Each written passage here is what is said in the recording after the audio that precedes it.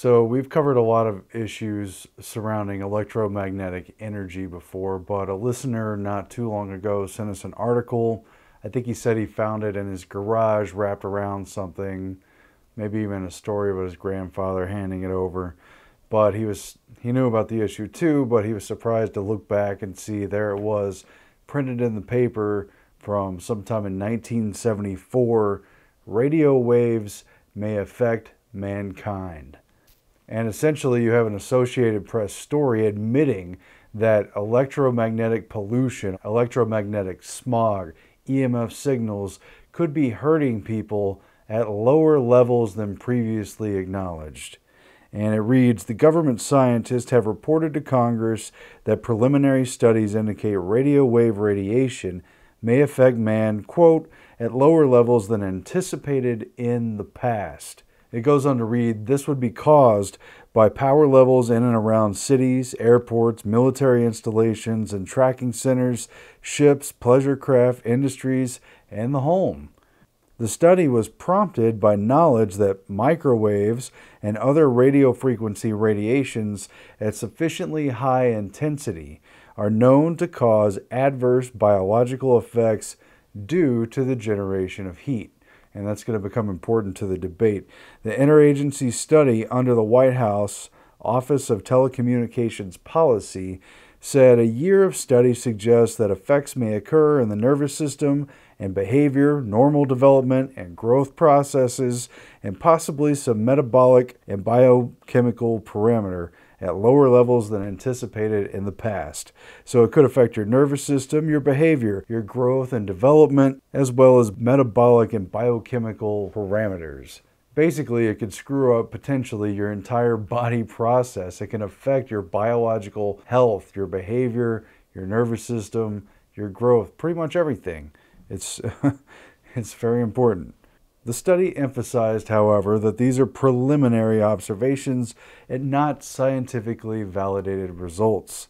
The OTP said the study is being coordinated with that of Soviet scientists, and the U.S. will send a team to Russia May 24 to 29 to discuss the biological effects of non-ionizing radiation. That is, radiation that doesn't cause heat. It has a non-ionizing effect that still affects behavior, according to the studies. They will return the visit by a Soviet team last month to this country to discuss environmental pollution. The report of the U.S. effort included these comments.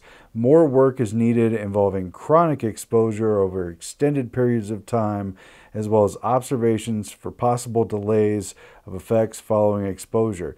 Most of the present studies involve exposures over relative short periods of time, and long-term studies involving periods up to the lifespan of the animal and studies of successive generations involve considerable cost and dedicated exposure facilities, and in essence, such studies are not underway now.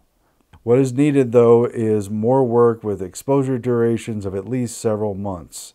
But they go on to explain that basically funding is wanting and these studies are not likely to be forthcoming. While the level of financial activity related to this program increased in 1973, the overall funding level has been lower than desirable with respect to developing new approaches, facility requirements, and attracting new investigators. In other words, they're not going to investigate it fully, at least not at this time, in 73-74. When the study was launched last year, the OTP report said unless adequate monitoring programs and methods of control are instituted in the near future, man may soon enter an era of energy pollution of the environment. If they don't do more studies and reports and take safeguards, in other words, they admit in the report, man may soon encounter an unfriendly era of energy pollution in his environment. And so this article was not only published admitting that there were non-ionizing radiation dangers, but it was syndicated across the country there in late May 1974. We've got articles from May 21st of that year and other dates surrounding it. And there's several different headlines as it was reprinted. Some of those are not only variations like radio waves may do harm at low levels. It also appeared with the headline, radio wave perils cited, but this story was also republished with the extremely alarming headline, Did Firms Conceal a Link to Cancer? And it's the same story. It doesn't go on to directly discuss that. So the story got out there a little bit in '74, but how much action was ever taken, and why are they hinting at corporations concealing these risks and dangers that may include cancer? Of course, everything is just an exacerbation of the system. If you tax any part of the system too much, it could cause serious problems, including cancer and death. So the nervous system, the endocrine and hormone systems, the growth systems in different cells throughout your body, all of these could be targeted. But the fact of the matter is that there has been a concealment on this issue. I'm going to get into that in a second by reading a short passage from The Body Electric by Robert O. Becker, a guy who's already passed on, but who has a lot of credibility in this area. It's been a major focus of his life's work. Now, there's a lot of background on this story, but in essence, the development of radar really began the search for possible risks associated with electromagnetic energy from radar, but also from other devices, including television antennas, television signals, walkie-talkies, radio signals, antennas basically of all kinds. Obviously are putting out electromagnetic energy. Since the very beginning of this, the official U.S. position in the military and various institutions of Washington, D.C., in the academic circles, has pretty much been based around the ionizing effect, the heating effect of microwaves and other EMF energy. That basically, with radar, you could microwave someone to the point of doing direct damage, of overheating something, and that can even go as far as burning someone basically to death. But it can also, stimulate a tumor through the heat, overactivate certain parts of the system if it gets very hot. And so, as Melissa has explained in other videos and many authors have covered, basically they've pinned the danger threshold around the heat threshold and assumed and defended and legally put forward that any level of electromagnetic signal that doesn't meet the threshold for heating the body and causing heat damage, ionizing radiation, is basically harmless.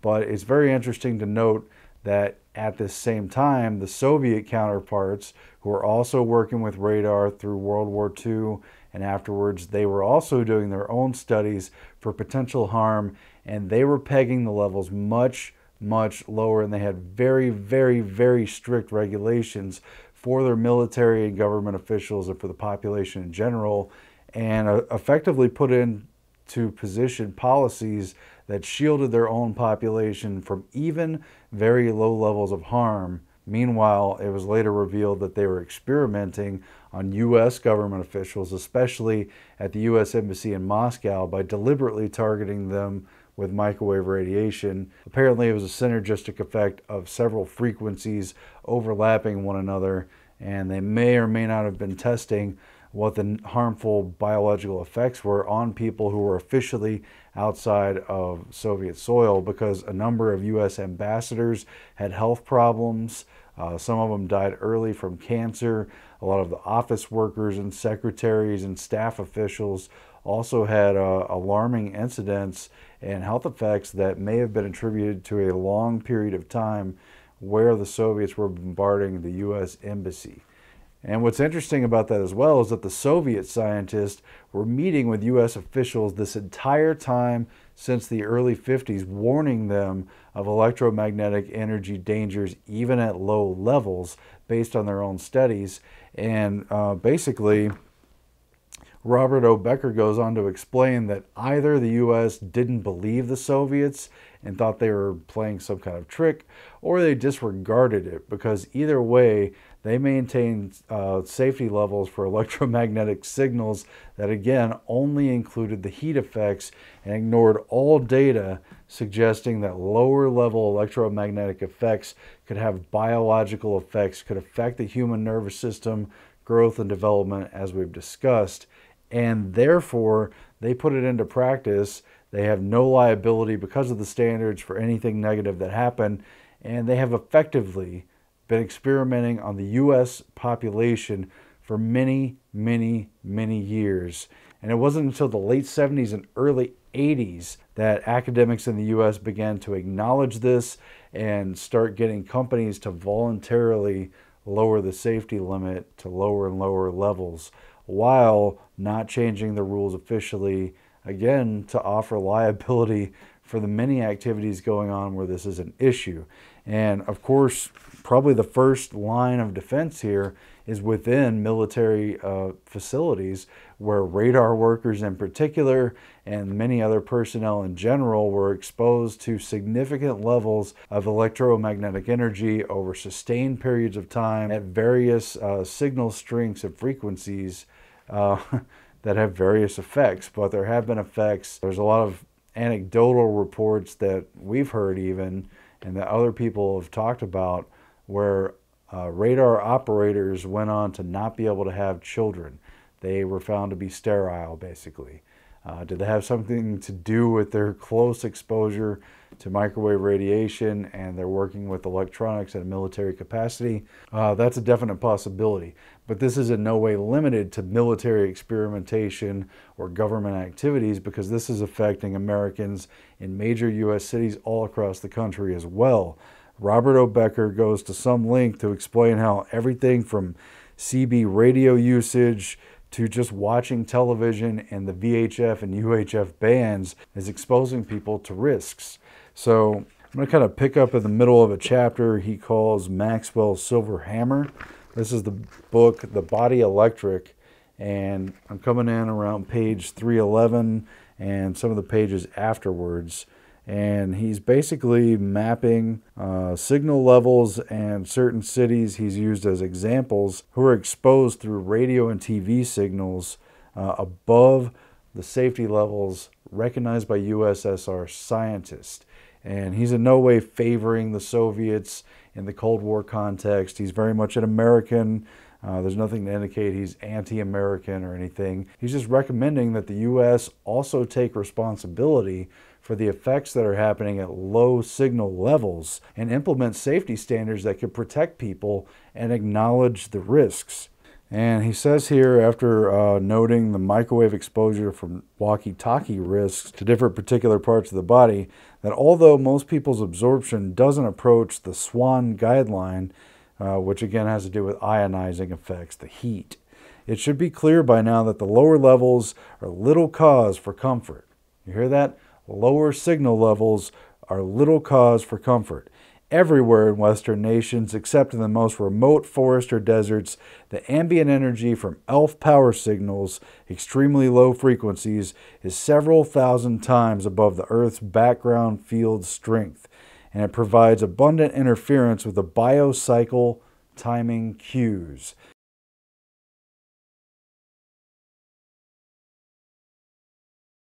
So he's pointing out here something that scientists have found throughout the decades. This has been reproduced and experimented upon. That it's been shown that the bioclock of the body is affected by these low signal strengths. It interferes with sleep. It interferes with the quality of sleep, the ability to sleep. We live in an age where people have trouble getting basic sleep. You know, is this related? I don't know. It's throwing off the pineal gland and its interaction with the brain and its neurochemistry. And basically, it's affecting people's biocycles. Living in the modern world amongst electricity and these electronic devices, it's affecting people. Moreover, the accumulated research has clearly shown that small doses often have the same effects as larger ones. And why would that be? I don't know, but that's what they found in studies, and it's a very significant finding. They talk about Ross Day, who we've looked into quite a bit, who did extensive experimentation with this stuff and who discovered certain related effects. Ross Day, who has intensively studied the window effect, quote unquote, in which a certain result is produced at some frequencies and power levels, but not at others, interspersed between the effective ones. And he believes that future research will reveal such windows at much lower levels, even fractions of a microwatt. So I read that basically that there's sweet spots. The white zone is for immediate. And then there's frequencies where there's no particular effect. And then there's sweet spots where there's very particular types of effects on nervous system and behavior. Certain frequencies cued in, dialed in just right, can make you aggressive. They can make you lethargic. They can make you depressed. Pretty much the range of emotions can be cued by particular frequencies.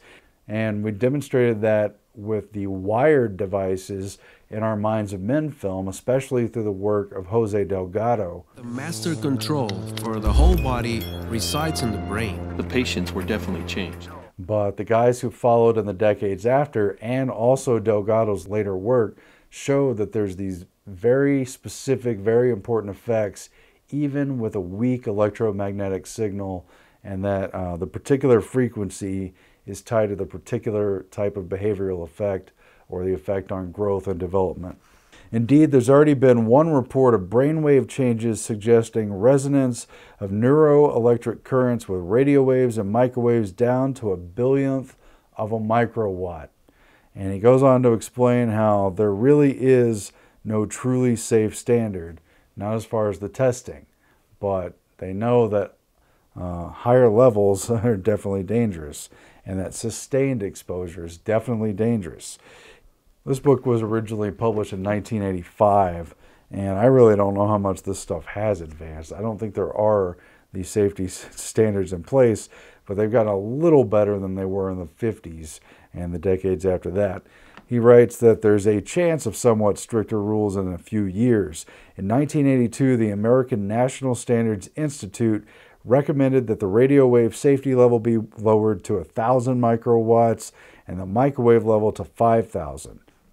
This was the first semi-official admission that non-thermal effects do exist, and now several federal agencies have begun discussing a formal regulation.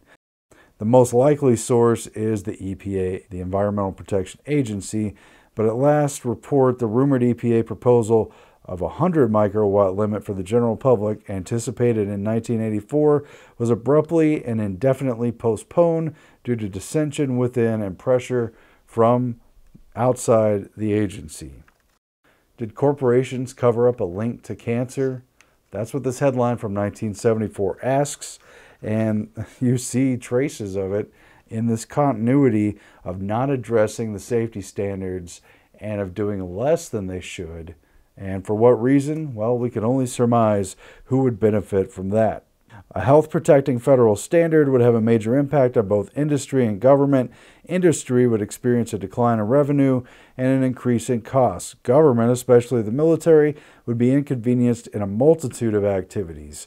Both would be subject to lawsuits for exposures and damage prior to establishment of the standard. In addition, we must understand that no amount of artificial EMR, no matter how small, has been proven safe for continuous exposure. Bioeffects have been found at the lowest measurable doses. However, we must also understand that the greatest danger lies in uncontrolled exposure to large amounts of EMR at overlapping frequencies, and therefore a stringent standard with a definite timetable for phasing it in is the only way to protect the public health. But now we live in an age where 5G has been approved, it's being rolled in, and the safety standards aren't there. The safety standards for the technology that already existed prior to that standard, they're not there. The safety standards aren't there, and according to Robert O. Becker, it would basically be because of the liability from lawsuits to both the industry and the government, the military, and also the fact that they would have to change things. And these things are being used for experimental purposes. They go on to explain some of the nasty things that they can do. We're going to get into that here in just a second. Robert O. Becker writes on page 314, all of the industrialized West is locked into a false position on electropollution's risks. It's these countries that have made the maximum use of electromagnetism for power, communications, and entertainment. The Soviet Union and China, partly due to underdevelopment and wartime destruction, and partly by choice, have severely limited its use and the exposure of their civilians. Now, I don't know if that's still true today for China in particular, but the point is, there really has just been a throwing of caution to the wind and assuming that unless there's dead bodies that are directly linked to this stuff, that they have a direct liability, that they're going to ignore it. The Soviet scientists have consistently assumed that any radiation that doesn't occur in nature will have some effect on life. We, the West, have consistently made the opposite assumption. Throughout our recent history, American regulators have followed a, quote, dead body policy. They've extended no protection until there was a proof of harm sufficient to overcome all deception. There's no longer any question that as far as electromagnetic energy is concerned, we've been wrong and the Soviets have been right. And he goes on to explain that back in the 1950s, Russian doctors conducted extensive clinical exams of thousands of workers who've been exposed to microwaves during the development of radar. Having disclosed serious health problems, these studies weren't swept under the rug. Instead, the USSR set limits of 10 microwatts for workers and military personnel and 1 microwatt for others, for the general population. Both levels are strictly enforced. When this first became known in the West in the early 60s, instead of checking their assumptions, many American scientists and administrators chose to believe this was Russian propaganda aimed at embarrassing us, and obviously, they then ignored it and didn't implement lower safety standards and assumed that there was no harm, at least no harm that they could be tied to and pinned with liability. By 1971, when they presented their work at a momentous conference in Warsaw, Zenaida V. Gordon and Maria Sakikova of the USSR Institute of Labor Hygiene and Occupational Diseases, I guess their version of OSHA, had identified a comprehensive series of symptoms, which they called microwave sickness. Its first signs are low blood pressure and slow pulse. The later and most common manifestations are chronic excitation of the sympathetic nervous system, a stress syndrome, and high blood pressure. This phase often includes headaches, dizziness, eye pain, sleeplessness, irritability, anxiety, stomach pain, nervous tension, inability to concentrate, hair loss, plus an increased incidence of appendicitis, cataracts, reproductive problems, and yes, cancer. The chronic symptoms are eventually succeeded by crises of adrenal exhaustion, heart disease, a blockage of coronary arteries, and heart attacks. How many of these awful symptoms, most of which are directly tied to the nervous system, are affecting Americans today? I'm sure it's in synergy with other factors, but how much has this overall sapped the energy and the livelihood and the lifespans of the people in this country over the past 50 to 70 years? We don't know the toll. It's unmeasurable, and yet they've found the effects. We could expect that this probably is a factor in combination with everything else that is piled up as a factor that is making cancer so prevalent, that's making heart disease, heart attacks, early death, very common, that's increased anxiety overall, and that's created basically a modern world of unhealth, of dis-ease, because safety standards haven't been recognized and it's been assumed that people are fine. And on page 315 he continues and says, these Soviet standards were set long before these dangers were clear. They were just doing it anyway. The comparison is instructive. At a 1969 International Symposium on Microwaves in Richmond, Virginia, Dr. Karol Marha of Prague's Institute of Industrial Hygiene defended his findings on birth defects and recommended that the Eastern European standard be adopted in the West. Replying to objections that the dire predictions hadn't been proven beyond a doubt, he said, our standard is not only to prevent damage, but to avoid discomfort in people. And whatever else is true about the Soviets, their standard on electromagnetic energy respected the comfort and the health of people to a much greater degree. It's just true in this case. Apparently, this concern doesn't include Americans, for the Soviets have been bombarding our embassy in Moscow with microwaves for some 30 years. And he goes into a lot of detail about this. I don't want to get too much into that case here, but it was a known thing, and the CIA found out about it, and they studied it, but they didn't warn the public or the people working in the embassy or tell the American public in general for over a decade. He writes that in 1952, at the height of the Cold War, there was a secret meeting in the Sandia Corporation in New Mexico by the U.S. and USSR scientists. A secret meeting just after World War II to discuss these effects. And so they allegedly exchanged information on biological hazards and safety levels, but it seems the exchange wasn't completely reciprocal, or perhaps the Americans didn't take seriously what the Russians told them. Even though today it's been backed by science, it's been proven and verified and shown to be a legitimate factor, a significant factor.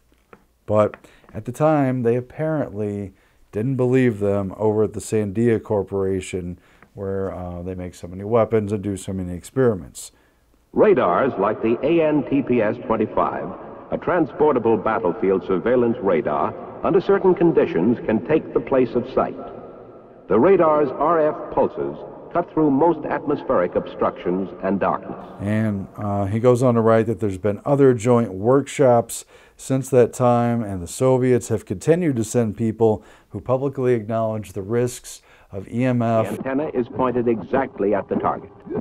The operator declutches the Americans have continued to downplay it and be no-effect men. If it's not hot enough to burn, if it doesn't have an ionizing radiation effect, then it basically doesn't exist to the American officials, and it hasn't for many decades, while the Soviets have repeatedly warned, and the American and the Western side, officially anyway, just pretended to be deaf and dumb about it. Robert O. Becker then goes on a couple pages later, picking up on 317, talking about invisible warfare. The Soviets have led the way in learning about the risks of electropollution, and as we've seen, they've apparently been the first to harness those dangers for malicious intent. So they've weaponized this knowledge about the biological effects of this non-ionizing radiation, and they were apparently the first to do so. However, the spectrum of potential weapons extends far beyond the limits of the Moscow signal, and Americans have been actively exploring some of them for many years. Yes, even during the years where they failed to warn the public about the potential risks and failed to do anything about the gross negligent liability of the health of the American population at large. Thanks. Americans have been actively exploring some of them for many years. Most or all of them following EMR effects can be scaled up or down for use against individuals or whole crowds or entire armies. The crudest of these would be a sort of electromagnetic flamethrower with a greater range than chemical types. Dogs were cooked to death in experiments conducted by the Naval Medical Research Institute as long ago as 1955. I feel bad for the dog, but what does that tell you about the larger picture? But again, that's pretty much the ionizing effects. They also found that high-power transmitters using short UHF wavelengths can severely burn exposed skin in mere seconds. They also studied the electromagnetic pulse, which could be set off by a nuclear bomb in the atmosphere, but also by other devices they've since unleashed. As you probably well know, this could shut down the communications, the power grids, everything for pretty much an entire continent, and it can happen in a split second. And they've at least been talking about ways to shield against that. The military has implemented and developed technology for that. He goes on to explain at some UHF power densities, there's an insidious moth-to-flame allurement, which would increase such a weapon's effectiveness. As discoverer Saul Michelson described it in 1958, each of the dogs used in his experiments, quote, began to struggle for release from the sling, showing considerable agitation and muscular activity. Yet, for some reason, the animal continues to face the horn that's blasting out the UHF signal. Perhaps as part of the same effect, UHF beams can also induce muscular weakness and lethargy. In Soviet experiments with rats in 1960, 5 minutes of exposure to 100,000 microwatts reduced swimming time and endurance tests from 60 minutes to just 6. Alan Frey's discovery that certain pulsed microwave beams increase the permeability of the blood-brain barrier could be turned into a supplemental weapon to enhance the effects of drugs, bacteria, or poisons. So they found that using these signals opened up the blood-brain barrier and allowed things to go in there, chemicals and whatnot, poisons. Rossadae. The calcium outflow windows discovered by Rossadae could be used to interfere with the functioning of the entire brain. That's a powerful weapon. In the early 1960s, Frey found that when microwaves of 300 to 3,000 megahertz were pulsed at specific rates, humans, even deaf people, could, quote, hear them.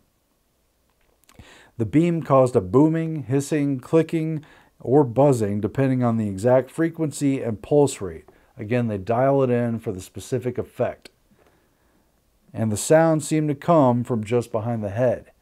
So they've used that, at least experimentally, to torture people, to target someone, to make them feel crazy for hearing voices, that type of thing. That effect, the microwave hearing effect, has been written about, it's been proven, it's been experimented with, and what they're using it for, well, a lot of people speculate, a lot of people have anecdotal reports, but again, you know, with all this liability, no one is likely to basically admit anything officially.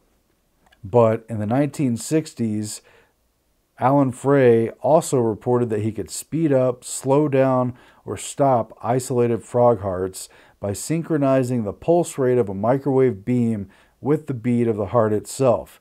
Similar results have been obtained using live frogs, indicating that it's technically feasible to produce heart attacks with a ray designed to penetrate the human chest.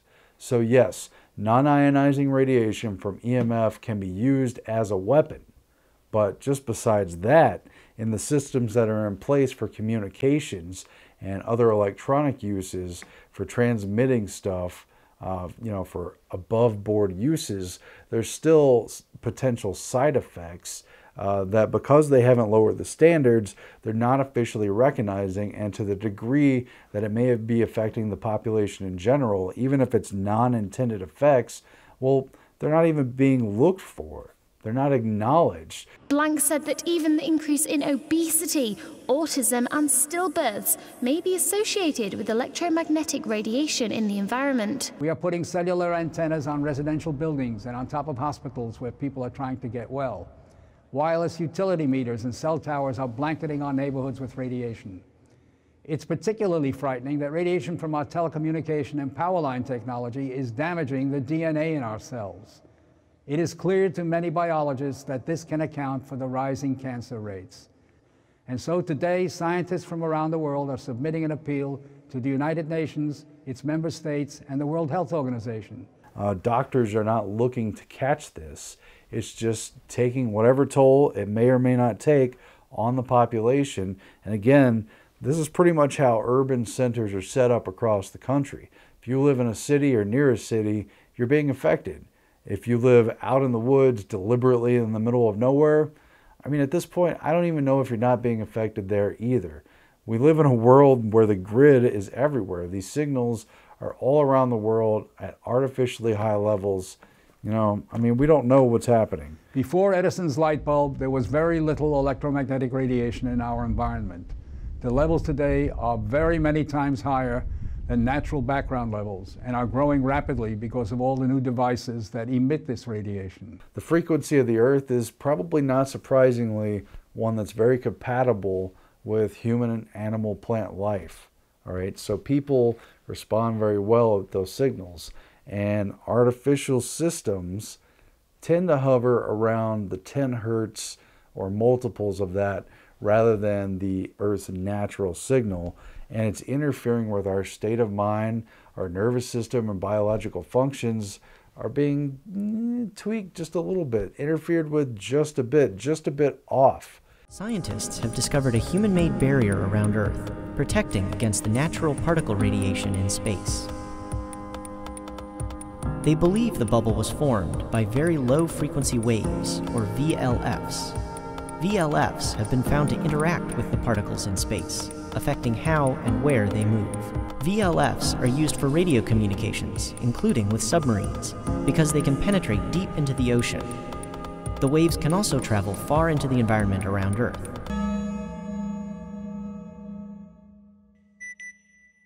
And I suspect this has wide-ranging effects, again, just through quality of sleep and the biological clock, the production of melatonin. It's changing the rest that people get. It's changing the ability of the body to repair and maintain things while the body's resting, because it's not resting properly. It's changing the consciousness, first of all, of people while they sleep, what they dream about, but also how they function in their waking life, interfering with cell reproduction, interfering with growth and development and maintenance, not good things. Interfering with people's nervous system, making them anxious, interfering with brain function. There's some very real detriment that could be caused by these signals. It's underappreciated, and it's just interesting that they did admit this back in the 70s. It has been in the paper, but officials even now, even before the 5G standards, act like they've never heard of this stuff. And that isn't credible. Government officials have done precious little, the bare minimum at best, to regulate and mitigate these dangers. And the people who warn about it and talk about it, they just get rolled up and thrown off into the crazy basket. Is it crazy? It's been studied scientifically. It's very clear that there are biological effects. It's just no one can really agree or admit to how low that threshold is. There are solutions and ways you can mitigate that. It's not just all buying things.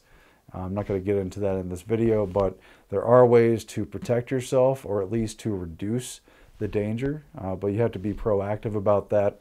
We have other videos about taking off our smart meter, getting that removed through the system.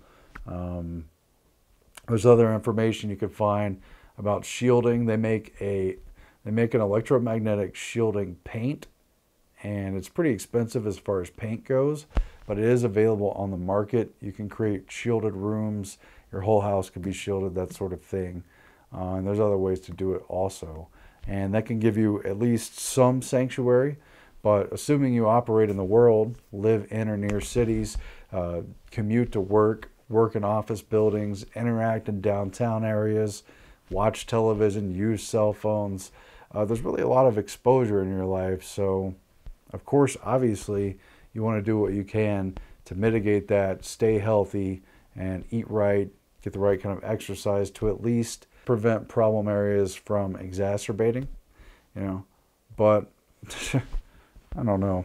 It's not encouraging.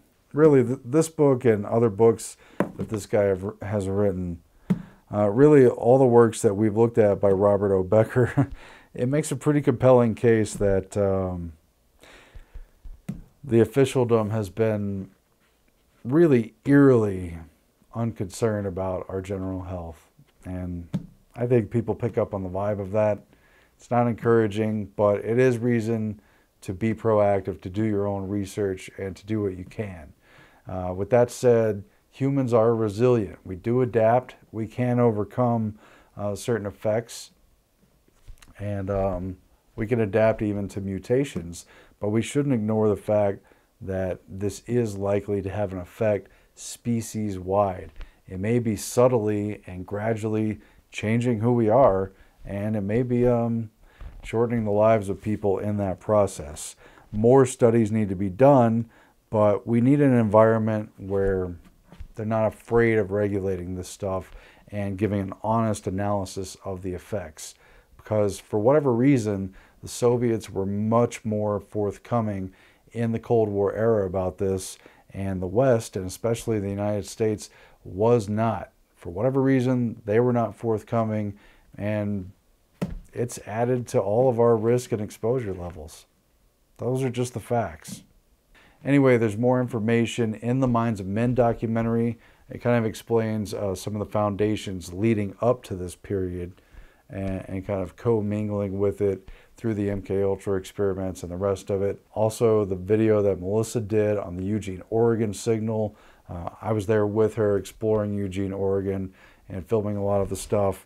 That's a very good documentary that explores a lot of these aspects. And basically anything you could find about Ross Day and Alan Frey. Those are the two key researchers on the U.S. American Western side who really delved into this in detail. And these officials had a relationship with the CIA. They disclosed things to them, and the things they disclosed may well have been weaponized in the intervening period. The master control for the whole body resides in the brain. The patients were definitely And changed. so I'm trying to get better about making more videos more quickly and doing sort of one-off things rather than researching for weeks and months at a time. We've been continually researching this topic the whole time that Melissa and I have known each other for years now. And we're going to do more research on this in the future. But for this video, for right now, I'm going to leave it here with the stuff I quoted from Robert O. Becker's The Body Electric.